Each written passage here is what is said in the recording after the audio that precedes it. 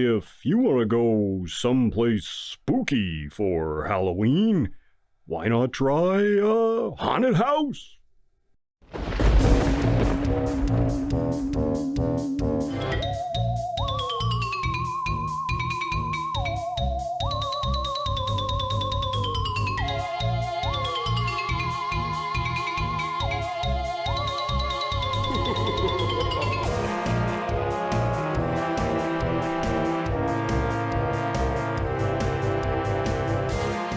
Welcome, friends, to another of my special Howl-O-Ween videos. This time, we're looking into haunted houses. What would Halloween be without those things, huh? They feature in all kinds of stories, movies, TV shows, comics, even music albums.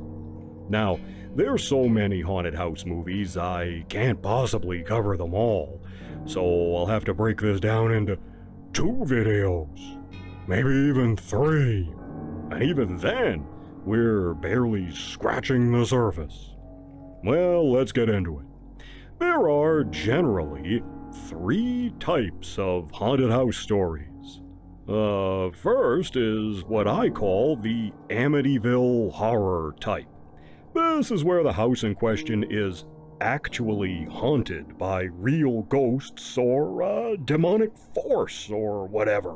Supernatural stuff happens and it's real.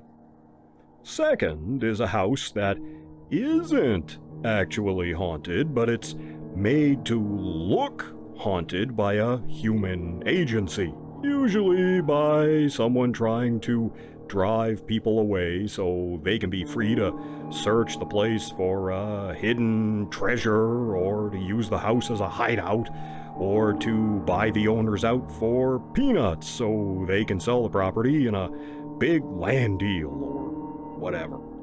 I call this the Scooby-Doo type, since those were the type of haunted houses the kids and Scooby-Doo most often ran into. Usually, at the end, something happens that makes the people think maybe there was a real ghost. That's most often done with a bit of a wink. And the third type is one so rare I don't think I've ever seen it in a movie or on TV. This is where the house is not actually haunted, but everyone thinks it is. And so anything that happens is chalked up to the ghost, but only because the people in the story have overactive imaginations. But there's no real ghost.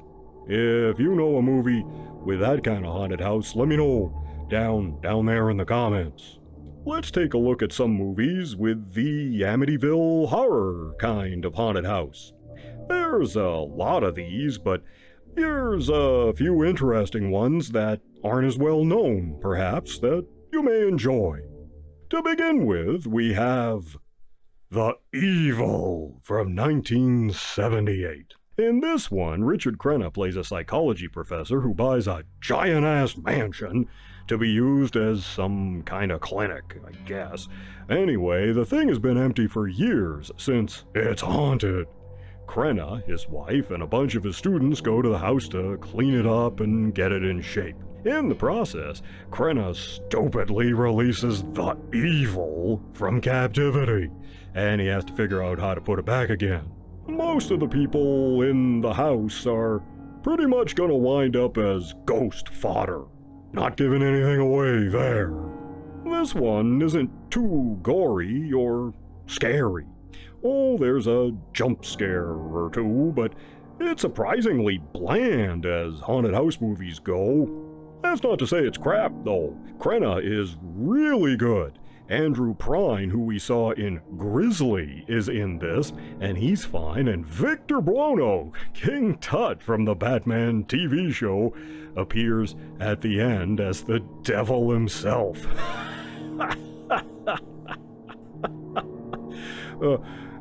He's actually really good too, but some prints cut his part out of the movie completely, so make sure you get a full print if you're going to see this one. So there's both this demonic force as well as a ghost, and the ghost is trying to help the people, but then he kills a guy too.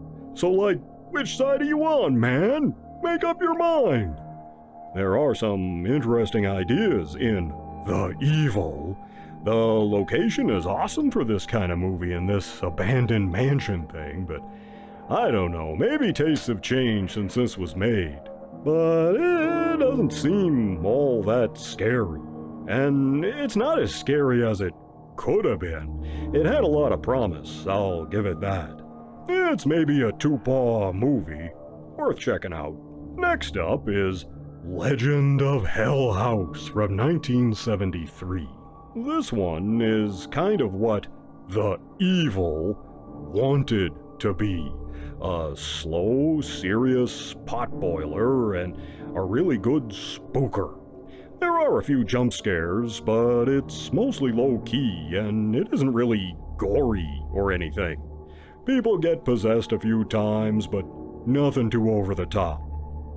In this one, a team of investigators take on what they call the Mount Everest of haunted houses. Lots of people have died in this thing over the years, and the last supernatural investigative team to go in was wiped out, save for Roddy McDowell, who volunteers to go back to the house with the 3 other members of the new team. One is a scientist who thinks he can use physics to dope out the type of energy being used by the ghost. His wife is along too, as is a cute medium. Together they tackle the mystery of Hell House. Michael Gow even appears at the end, and in spite of being kind of laid back, the picture brings the creeps. Turned out to be a nice surprise, quite good. And then there's House from 1985.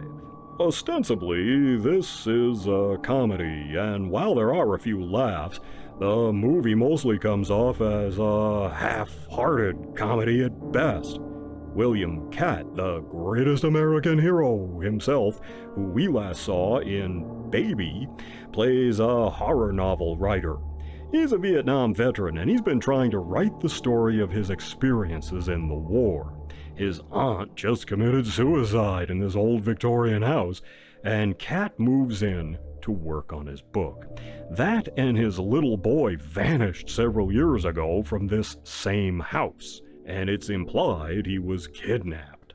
So not exactly good comedic fodder here.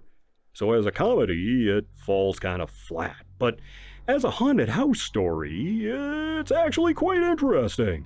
It's very 80s, as you'd expect, and there's some good creature effects and some very 80s ideas about dimensional portals and stuff. It's different as haunted house movies go, this house being bright and well kept and all.